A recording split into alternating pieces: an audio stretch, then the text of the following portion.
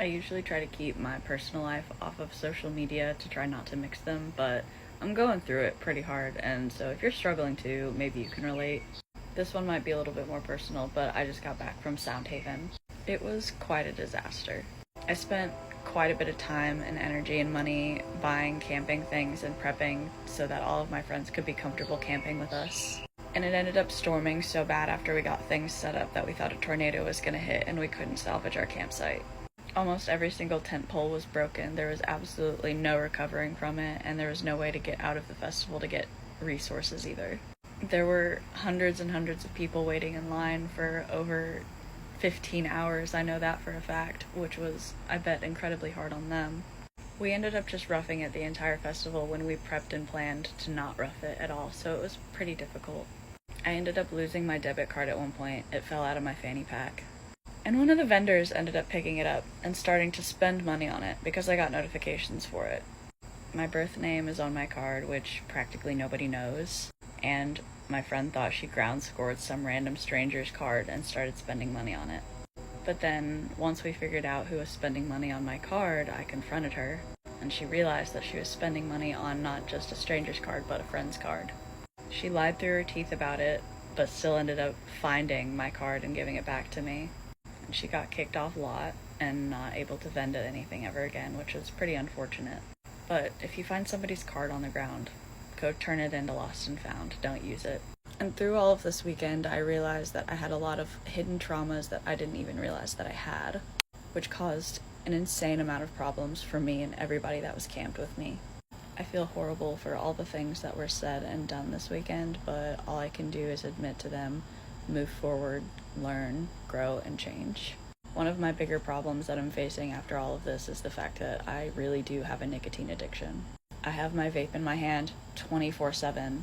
It does not stop, ever. It really seems like every other breath I take is nicotine and flavored air, which is not healthy for my mouth, the inside of my body, my skin, any part of me at all. I've been battling a nicotine addiction for the last 12 years, so this is going to be pretty hard for me. But I'm setting lots of rules in place for myself and giving myself things to do in place of that. Two things that have really been helping are these, inhalant sticks. This one's currently my favorite. It's called PMS Control, and all they are aromatherapy, essential oils that you can inhale and breathe in. It's honestly really helping replace the hand-to-mouth motion and also giving me a scent flavor kind of thing that goes with it, but it's not being inhaled through my mouth and it doesn't have vapor with it either, which helps. I bought a new journal, so I'm writing in that all day, every day, trying to get past cravings, and anytime I'm getting a really strong craving and I'm not allowing myself to hit my vape, then I just go right and hit essential oils and do yoga. I've also been pulling a lot of tarot cards and doing a lot of tarot readings for myself about addiction and getting through that, and that's helping a lot too. I also have rules for myself set in place. I can only vape a couple times per hour every day, and I'm only allowed to have my vape the 12 hours that I'm awake. I would have problems bringing my vape to bed with me, and hitting it would be the very first thing I did when I opened my eyes in the morning, which was not healthy. So last night I went to bed at 11 p.m., so the vape went away at 11 p.m., and I didn't get it until 11 this morning. I might have been up at 8 o'clock this morning, but I didn't get it until 11.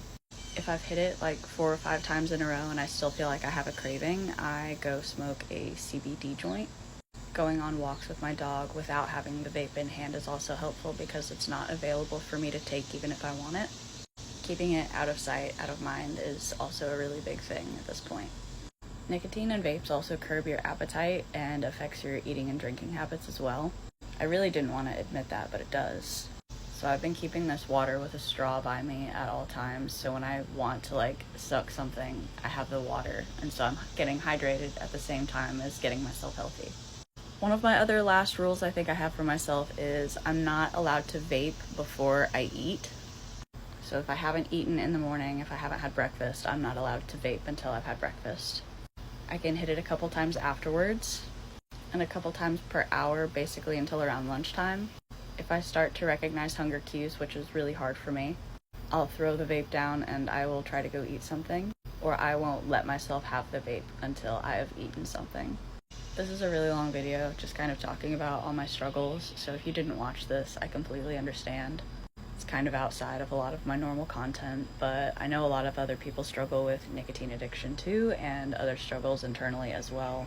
And I just want people on my platforms to know that they're not alone in their struggles, and that I'm not perfect either, and that we are all struggling and getting through this and healing ourselves together. We just gotta take it one day at a time.